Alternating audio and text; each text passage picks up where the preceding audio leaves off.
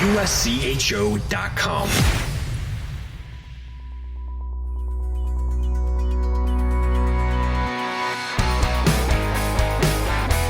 Welcome to USCHO Weekend Review for Monday, March 6th, 2023, where each week we look at the highlights of the weekend and the news of the week. This podcast is sponsored by the NCAA Men's Division I Frozen Four, April 6th and 8th at Amalie Arena in Tampa. Secure your seats at ncaa.com/mfrozen4. I'm Ed Trefzger alongside Jim Connelly and Derek Schooley. Well, it happens every year, and it happened this year. Some playoff upsets in the first round of postseason play, and the one right at the top is Michigan State. They were down one game against Notre Dame, and they win the series 2-1. First ever Big Ten tournament wins for the Spartans, and that keeps their hopes alive for the NCAA tournament. But things have got to fall just the right way. You can pretty much say that Notre Dame is done for this season, just a slim margin and just a few permutations that get them in. So what's your take on this? Credit to the Spartans for one thing. You get in a hole like that, you know, it's hard to keep confidence. It's hard to keep positive, but they stayed the course and they did not wilter after falling behind that first game. They found a way to win the last two, and they're in good position now. I mean, right on the bubble. I think they're sitting right below the cut line right now. We've talked about it before. The cut line probably isn't 15, though, as it has been in past years. The odds that somebody's going to win a championship that's below the cut line and thus bump somebody out is pretty strong. But at the same time, they're keeping on, and now they get the enviable task of getting to go to Minnesota. But it's one and done from here. All you have to do is play one good game, one perfect game, and you're in the Big Ten final right now. That's impressive. And for Notre Dame, they're done. I mean, it's as of this morning, it was less than 1%. I guess that technically doesn't mean that they're out, but they're too far down. I can't see. You'd have to have a lot of games go the right way to move their RPI back up to get them above the cut line. So I say that their season came to a pretty crashing halt, because you probably felt good after Friday. You knew that you were, in good position. All you have to do is win another game, and then you get, a date in the semifinals of the Big Ten, and then you lose that game. That's putting yourself in the position that you had to go to game 3 and couldn't find a way to pull out game 3. It's been a tough season for Notre Dame, just being consistent, and that inconsistency showed on Saturday and Sunday. Well, I think the first thing is I was right on my upsets of the week. So was Ed. I had my upsets correct, but I'm wrong on my buy or sell from a couple weeks ago when I bought Notre Dame. I was so proud of myself when they got up to 12, and I thought I was great after the first game, and then, like you said, to see a crashing halt. But I think the bigger story is the return of Michigan State. Mike Pursuta, our radio guy, friend of USCHO and Michigan State alum, was just so excited that they were back in the relevancy of the national picture. And he kept saying, we got to win a playoff game. Just got to win one. We're here. And now I'm getting texts blowing up my phone. We're in the tournament. I'm like, you're not. You just settle down. But I think be patient, Mike. Yeah. I think he's got to win one more, right? I mean, I don't think. I don't think they're. He's like, well, won't we get our strength of schedule and all that because we're playing? It doesn't work that way. He goes, well, what if we lose only by 1 instead of 7? I'm like, yeah, it doesn't work that way either. Everybody's trying to figure out the pairwise right now. But I think the overarching theme of all this is the excitement about the Spartan program being back. And I think they hadn't won a Big Ten game, and to go and win a series on the road at Notre Dame is huge for their mojo and moving forward. And this is an exciting time. I mean, I'm excited for the playoffs. I'm excited for everybody to get rolling in the playoffs. I think that's the one thing that's missed out now with the change of how everything is. We used to have everybody rolling at the same time, and you used to have every league going right at boom, boom, boom, boom, boom. Now it's a little staggered. Now you get excited for one weekend. Some teams have been done for a couple weeks now with the Air Force and Bentley not making the playoffs. But now you're starting to see the best time of the year, playoff hockey. And it's sad for me because as playoffs roll on here, it means my time at with you guys is getting closer to being done. But gosh, we got to be excited about playoff hockey coming forward. Yeah, the only maybe negative for Michigan State was they didn't get to do all this at Bonn in front of their fans, because that fan base has been re-energized this year. The building got a major facelift, and I know fans are more excited than ever to get back into Bonn. And so this was on the road, so that's tough. I hope that they'll find a good contingency to make the trip up to Minneapolis this weekend. I'm sure in a big building like that, playoff game. I'm not even sure if it's spring break at Minnesota, but I'm sure there'll be tons of tickets available. So if Spartan fans feel energetic, I would make that ride, because this is a great time to see their team playing some great hockey. Well, let's move on to another upset that happened this weekend. Actually, there were two in Atlantic hockey, and I may footnote the second one, but Holy Cross, they rallied from a first game loss to Atlantic hockey's perennial champion AIC, 4-3 and 4-3 in overtime in the last two games. I got to watch quite a bit of that. Before we jump into that, it's remarkable to me how much you're seeing Holy Cross take some of the Quinnipiac approach. And I mean, in this way, put up a lot of shots and limit the chances of your opponents. They came close to doubling the shots on net all weekend of AIC. Quinnipiac right now, 33 and 21 are the shots on goal through the season.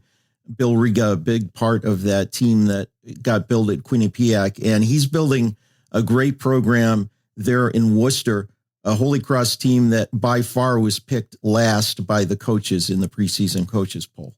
I watched a lot of it. Obviously, the 1 o'clock starts were probably really tough on the crowd and the attendance and the enthusiasm of the building. But that's what happens when you share a building with the American League team. But congratulations to Holy Cross. I'm not taking anything away from them, but just think about what AIC, now that they're out, what they have done previous, all their championships, all their regular seasons, all their playoffs. And I know that they're probably a little disappointed there, but that's where they have to look back and say, wow, what a run we've had.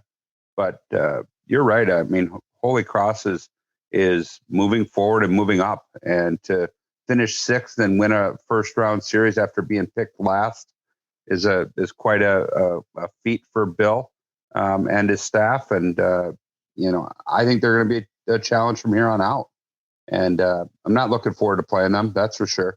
And because they're really good smothering defense.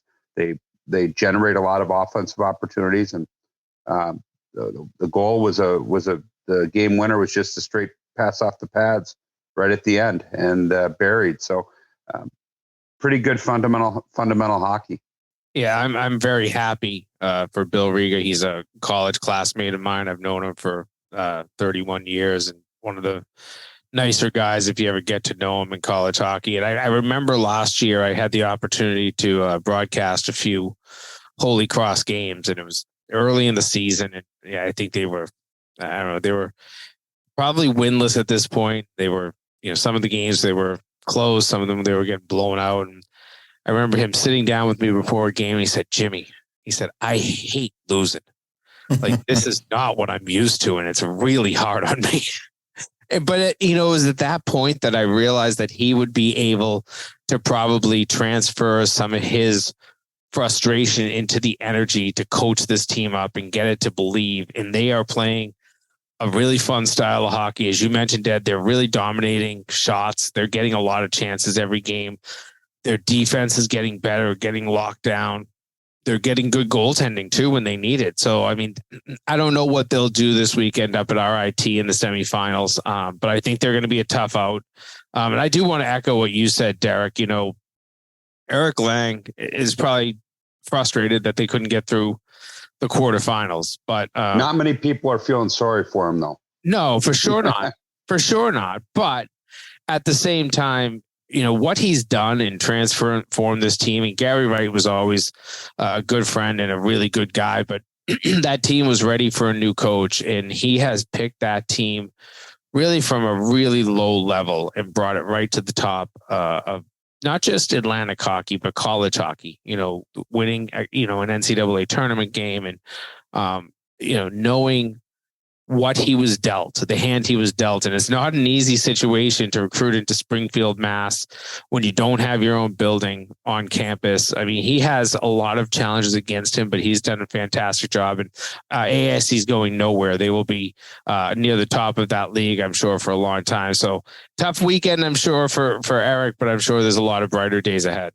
Since you mentioned Gary Wright, I do want to make one defense for him, and he writes about this in his recent released memoir, is that before Eric Lang got there were not the financial resources. He didn't have 2 full-time assistants. He didn't have the money for recruiting and so forth. They were playing at Olympia Ice Center.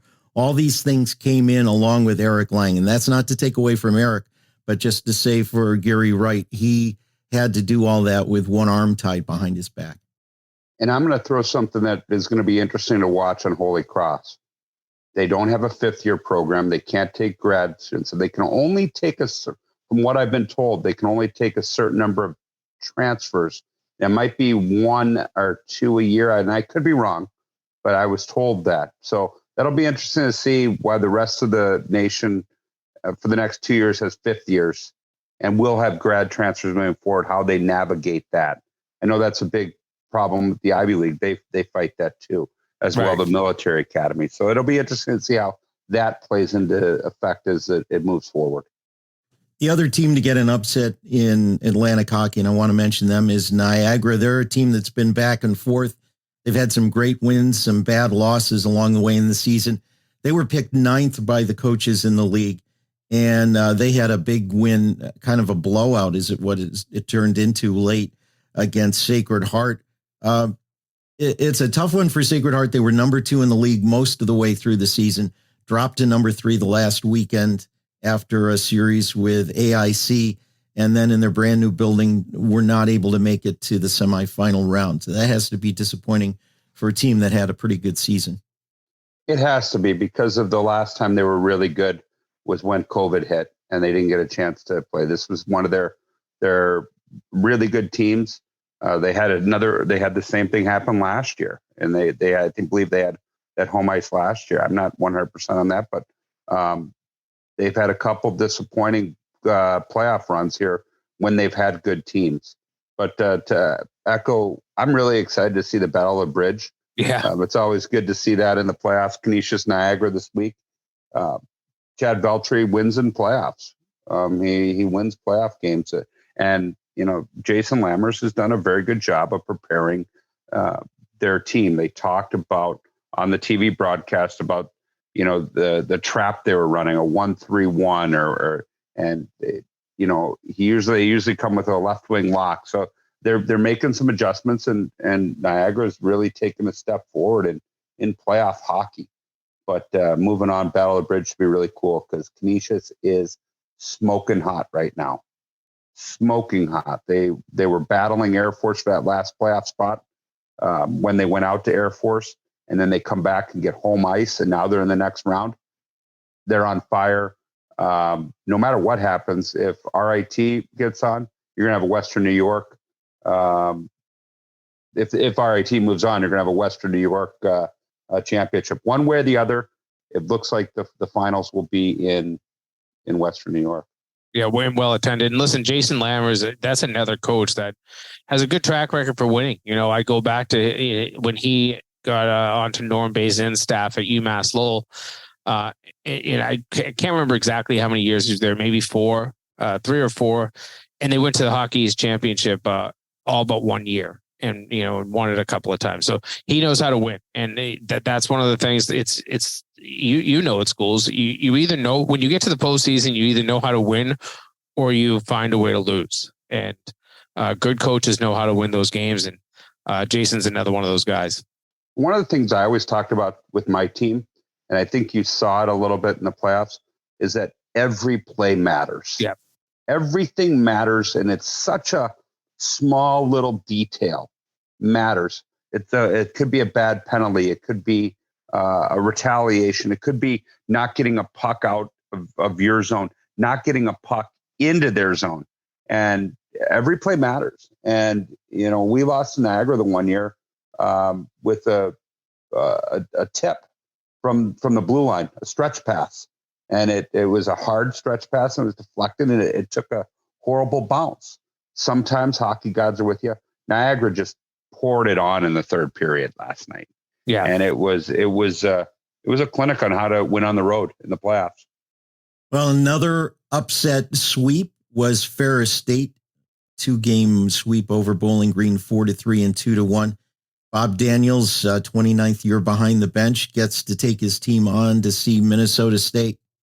That's when you think about Ferris and kind of where they were. I mean, they were pretty down in the dumps coming out of last season, and they have not been as strong as I think that they would like to have been, for some time. Bob Daniels is a coach. I mean, he's not too far removed. I think what was it, 2012? They were in the Frozen Four, in Tampa. So I mean, that's a proud coach with a proud program that does not like to see his team, sitting in positions that they're not used to being in. And the bottom of the CCHA or whatever league you want to call it, the WCHA when it was there, I mean, they had some struggles. And so to get into a playoff spot and then find a way to win a game, win a series and advance to the semifinals, that is big for Ferris. And I think, Bowling Green, that's kind of a disappointing end to their season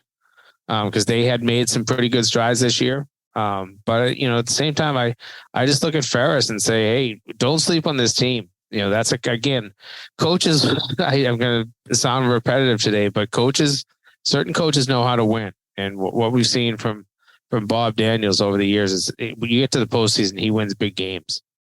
I didn't see that coming. I'm not going to lie to you. Ferris had lost 5 in a row, one of them in overtime.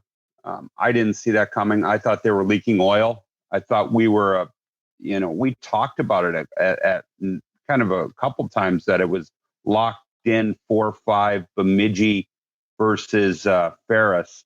And you talk about two teams down the stretch that really kind of fell behind Northern Michigan. And then you watch Northern Michigan beat Bemidji. I mean, I didn't see that coming. I would have never, that would be one that I wasn't predicting with a team that had been leaking oil like Ferris. But, playoffs are a new season. You can always, you sit there and you could write that, hey, it's a new season. Everybody starts out 0-0. And obviously Ferris did that. In the ECAC, 2 lower seeds got wins, and it was a sad weekend in the New York State's Capital District as Princeton downed Union and Yale over Rensselaer. So a best-of-3 series coming up, Yale and Quinnipiac plus Princeton and Harvard next weekend.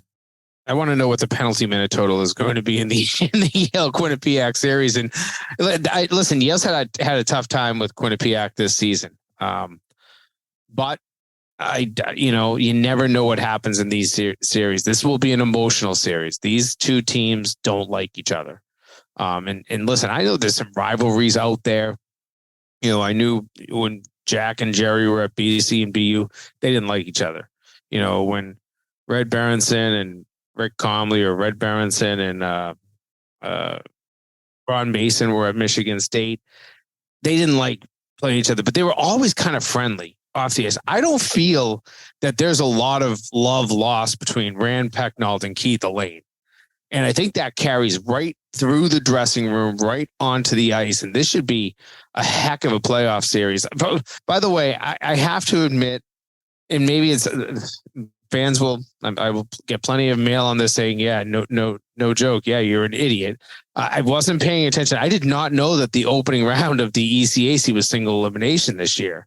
They now play a best of 3 quarterfinal, but one and done was a good formula for teams like Princeton and Yale. They got things done in one game. And as you mentioned, Ed, really tough on the Capital District. Our friend Ken Schott has nothing to write about the rest of the playoffs because his local teams are done. And anybody knows or reads Ken, one of the greatest college hockey writers of all time. But, this is one of those things where we're going to see it in Hockey East starting on Wednesday. Single elimination is the scariest form of postseason hockey. in college hockey. It's not like basketball where you can things feel a little bit more predictable. These hockey games, as you just mentioned, Derek, a weird bounce turns around an entire season for the good and for the bad. I will tell you, I can't believe that you didn't know that. That's why I went off on. We talked about it, Princeton. I am once again. You guys are on this betting show. You should have had me on this week. I'm hot. I don't know where I'm going to go this week, but I was hot last week with my 2 picks. But yeah, you talked about it. I think that I think Yale and Quinnipiac. Nobody thinks of that as a rivalry, not because of it anything, but you think of the Ivy Leagues. You think of that. I mean, they're literally 5 to 7 minutes apart. I mean, it's a local rivalry. We talk about the Battle of the Bridge. They're closer to each other than Niagara Canisius. Considerably. Yeah. They are a rivalry, local rivalry that will put people in the stands because of, people that there's, I almost wonder if there's a line drawn down the middle, like there is in, the Cubs, White Sox, and what side of the town is rooting for Yale, what side of the town is rooting for Quinnipiac. I don't know that, but it's a rivalry via location. And I don't know if Keith and Randall like each other, but they're certainly both very fiery. And I'm sure they will, if they're yelling across ice at each other, it wouldn't surprise me.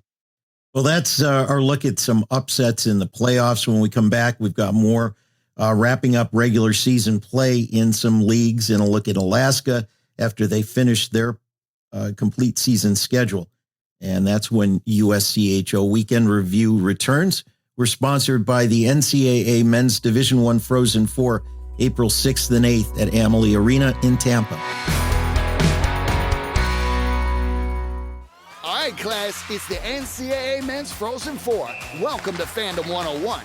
Want to help your team rule the rink? Here's your assignment. Lesson 1, go big for every goal. 2, when you bring it, bring enough for the whole class. And 3, attendance is encouraged, but passion is mandatory.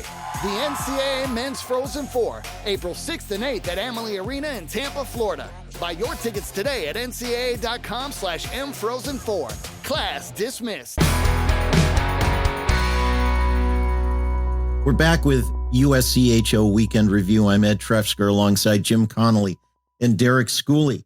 BU, a big weekend for them. Boston University swept Providence. It's their first regular season title for the Terriers since 2016-17.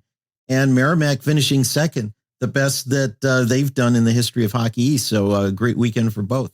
Talking about the games, it was one of those situations where everybody was convinced Hockey East would go down to the final night. Everything was so tight.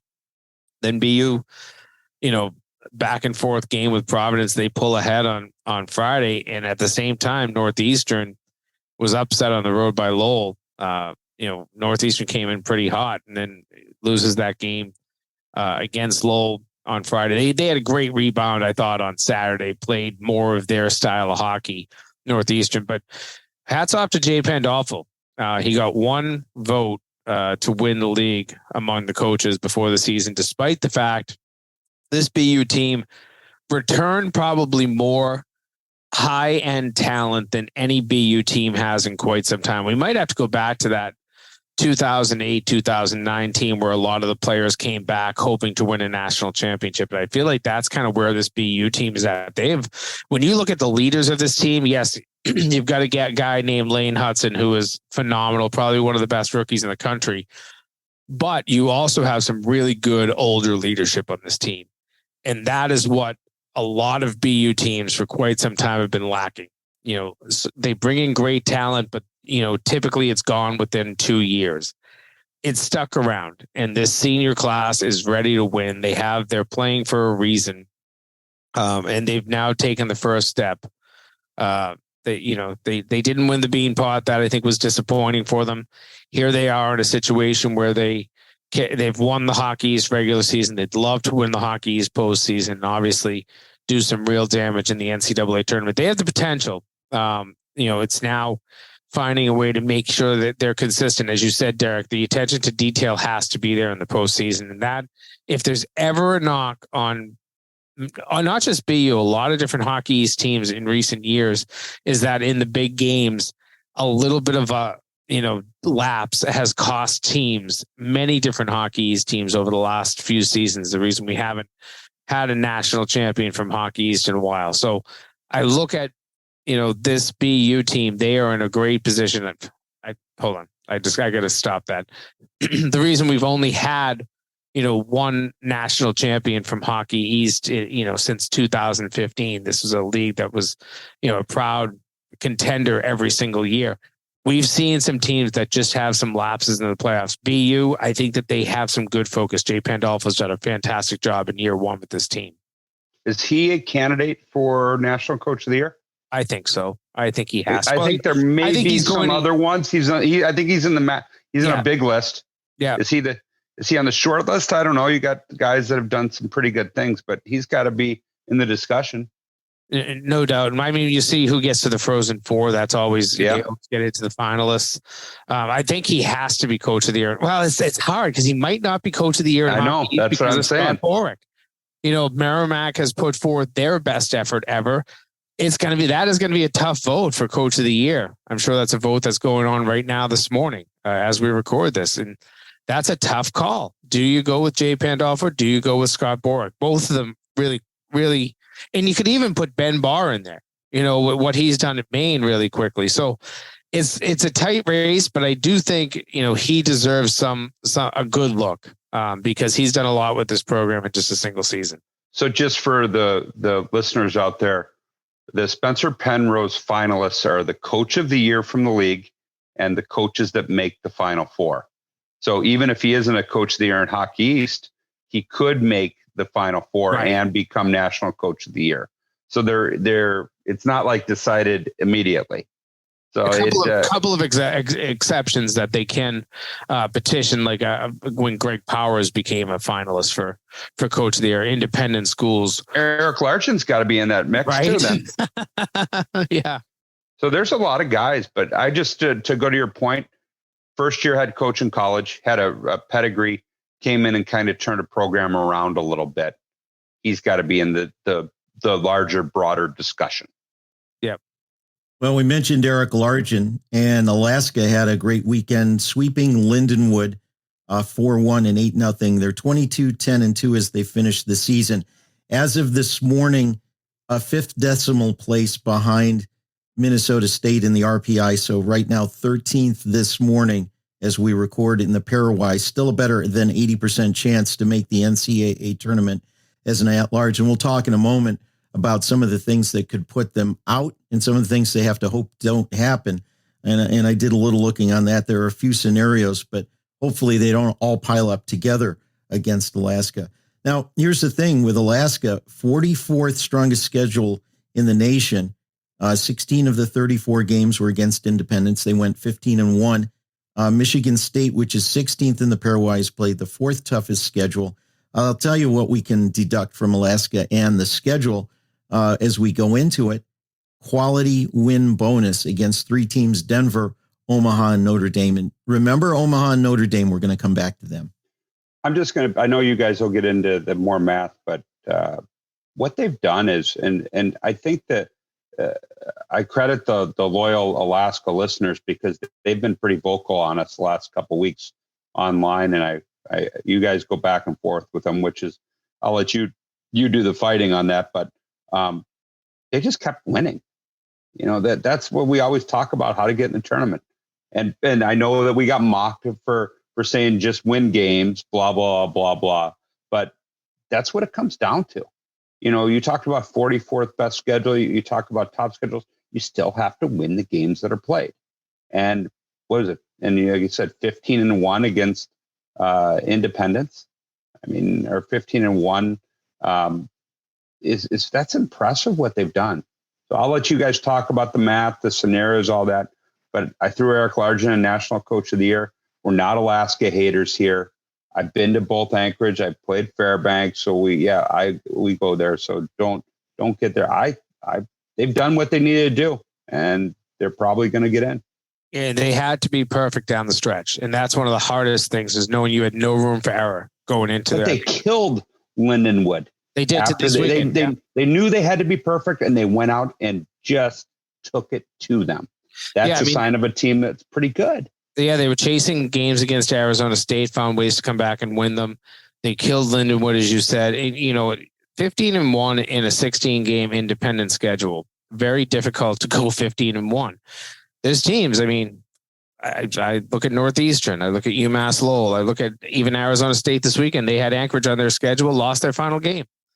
These are good teams, and I know Arizona State, they're as banged up as any team in the country. I don't want to be pointing out losses, but you've got to find, when you look at teams that weren't able to go as strong against it, against what are looked as the softball games on your schedule. There's no such thing as a softball game, especially when you're playing a team for the 6th time in a season, as they had to play Anchorage. That's your rival. Your rival gets up to play you, and they still found a way to be perfect against Anchorage. I mean, that's impressive to me. I think that they did everything they've needed to do. Do I feel bad for a school like Michigan State if they miss it? With a really tough strength of schedule. Yeah, but that's the breaks. I don't know. We see it all the time where a team misses out, and then this other team gets in that nobody thought deserved to get in, and the committee suddenly starts adjusting the pairwise again. I hope that doesn't happen in this case. I think that everything's been done fairly here. We're going to get a new pairwise next year anyway, so they can do whatever. But do you guys, here's where I argue with you, because you talk about that. They went out and won their independent games, but then nobody gives the Big Ten trouble about buying and guarantee games and scheduling teams that are perceived below them. What they did is fair. Yeah, absolutely. 100%. It's fair. So don't knock them for doing what they did. They built a schedule. They went out and won the games. And the teams that brought Fairbanks in thinking they were buying wins, they took their money in their guarantees and then beat them. And that's always the best. And split the whole way. I loved when they, some schools handed you a check and said, "Here's the guarantee," instead of mailing it, and then you went out and beat them, and you walked out with a check in your pocket. How great is that? So, Ed, I'll let you talk about that, but you can't change the pairwise. Then you got to change everything. I mean, what they did is fair. From what I understand, next year, the NPI that was used for Division I women this year takes over for the men. So there'll be a little different formula. How that affects things, we'll see when that happens. But you talk about what would have to happen for Alaska to miss the tournament at this point. What Alaska has to watch out for is what happens right around a couple of places in the pairwise. One of those has to do with a quality win bonus. Omaha and Notre Dame are two of the teams in the top 20 that Alaska beat that give them a quality win bonus. Omaha's at 18, Notre Dame's at 19. If a team or two can jump over Notre Dame, or if Omaha drops some games against North Dakota and falls in the pairwise and in the RPI, then that could be dangerous right there. You also have to watch out for Cornell. Cornell's got games against Clarkson. Maybe Cornell could step up. Merrimack is going to play some good Hockey East competition. Maybe they could step up. I think a whole lot of things would have to happen at the same time against Alaska. But those are the things to watch out. Things completely out of their control, obviously, at this time of the year. But those are the kind of things that could make things move along the margins. And we haven't even gotten into upset wins. What happens if Michigan State is below the cut line and wins, gets a big upset in Big Ten? Of course, their pairwise would probably jump up, but some of the other schools too. What happens in the CCHA? Somebody gets hot. That could be a team that bounces things out. So those are the things to watch out for. Right now, we have not, Derek said it very well, we have not been rooting against Alaska. We've just been looking at what are the most likely scenarios. And right now, I think they are probably going to be every fan's favorite who doesn't have a team left in the championship and in the regionals and so forth. So we'll see what happens, but that's what needs to happen.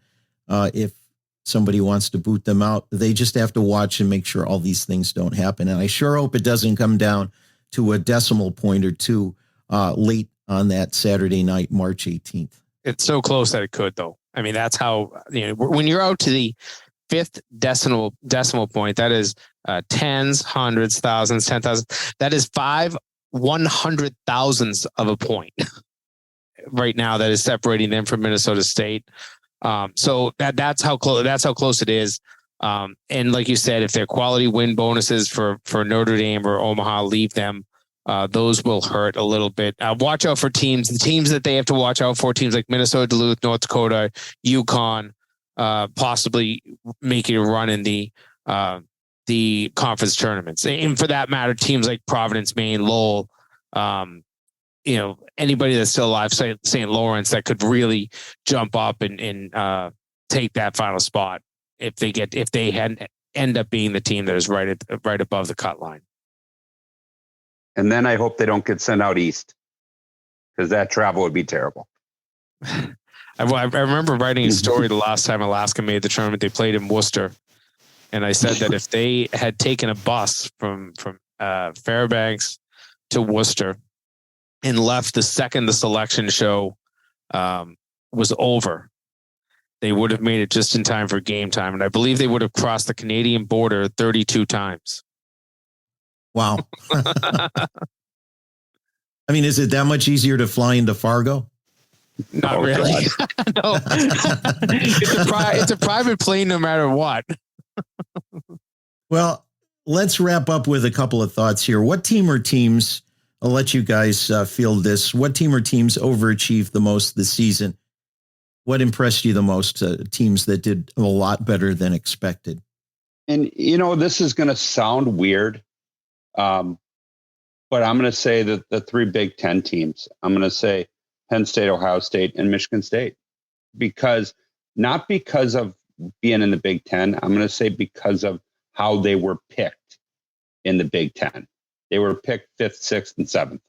And right now, 2 of them are most likely going to be in the NCAA tournament, 2 of those teams. So not because of their name or their pedigree. They weren't even picked to have home ice in their playoffs. And they're one's on the bubble and 2 are basically locks for the tournament. So that's where I'm going to go of the teams that kind of overachieved this year. I mean, you could always throw, the UConn and Omaha and a whole bunch of them in. I don't want to take any of your teams, Jimmy, but just because of where they were picked within their league. Yeah, I think, a couple that I'll throw out there. Obviously, Merrimack is a story. They had some bumps in the road in the middle of their season, but they closed really strong, ended up with their best finish ever in Hockey East. But the team that really impresses me, and I mentioned when we were talking about potential coaches of the year in Hockey East, Ben Barr has done a fantastic job at Maine. I mean, this is a team. For one thing, he had to take it over in a difficult circumstance right after their head coach had passed away. But that was a team that was down when he got there to Orono, and the last couple of weekends of the regular season, they packed the building up there. And anybody knows Alphon, when it's a packed arena, is just one of the best places in college hockey. So I look at them. Another team, and people are going to laugh at me when I say overachieved.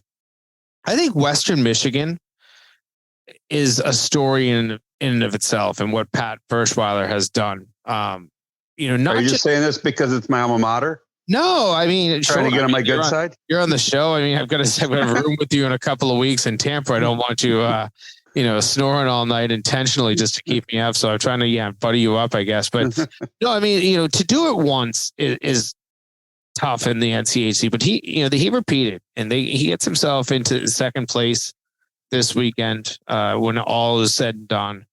I'm really impressed by what that school has done, because it would have been easy to just, cut funds, make it more difficult for that team to survive. But they've got so much belief. And obviously getting a guy like Pat Ferschweiler in there was a big part in changing the culture there. And they've had some great success. So I know it doesn't seem like a team that overachieved, but I really thought that after a great first year, they'd take a step back. They didn't do that. I will throw one more out there just because I mentioned them at the top of the show. I've known Bill Rieger for a long time. Holy Cross, absolutely was picked to finish dead last in Atlantic hockey. Nobody gave them a chance, and here they are. They're going to be playing for a series next weekend for the chance to play in the Atlantic Hockey Finals. That's pretty exciting for them. Yeah, I was going to mention Holy Cross, but I'll throw one more in there. St. Lawrence, Brent Brecky's team gets the first round bye by finishing fourth in the ECAC. He has really taken that program along very quickly. So congratulations to St. Lawrence on a fine season. And so now this weekend in the quarterfinal round, they'll get to host Colgate, the team they beat out for the fourth place spot in the league. So a terrific season there. Looking ahead to the playoffs, some big upsets this weekend, possibly, or who's most ripe to pull off an upset?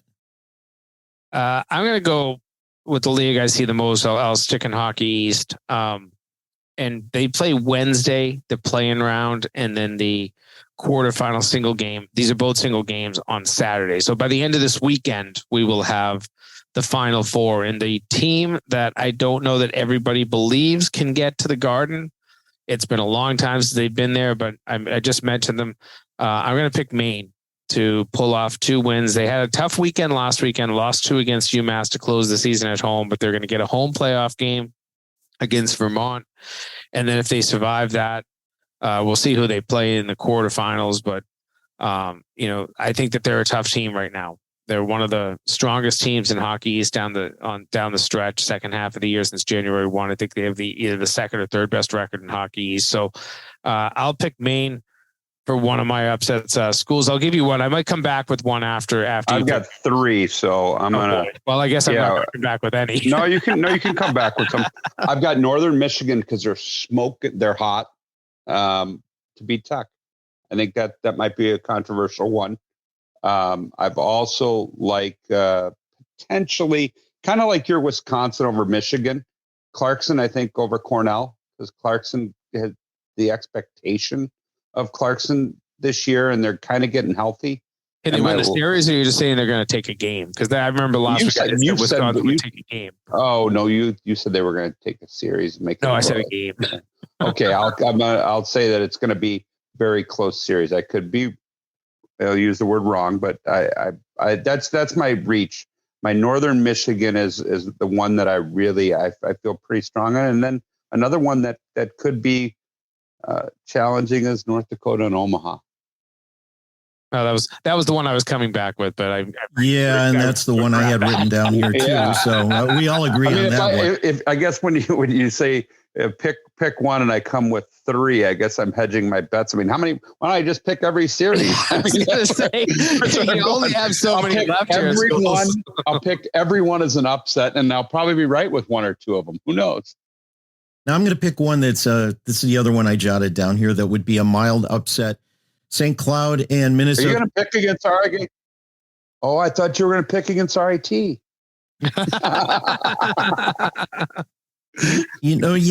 if intellectually I was going to think that way, I would not survive. Your paycheck? I would not be able to even walk in the building. No, I'm staying away from that one.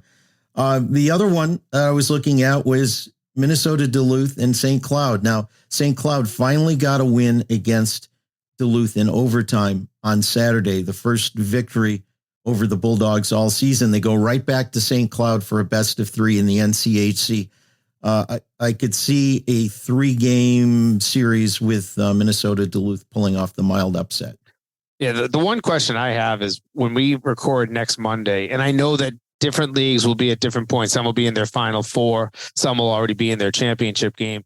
But will we have all of our number 1 seeds in all 6 leagues still alive? That is a question that I'm not sure. I don't think the answer will be yes. I think somewhere along the line, one of these number 1 seeds is going to fall. And you know what they always say, Ed? You either pick with your heart, your head, or your paycheck. So figure out which one of the 3 you want. Actually, all 3 are in the same place right now. So Ed's got the Tigers over. We spent all this time on Holy Cross, so Ed's got the Tigers. I think that's going to be a really tough series. I think no matter what happens, that the Crusaders are going to be terrific. Hedging his bets. Way to go. There you go.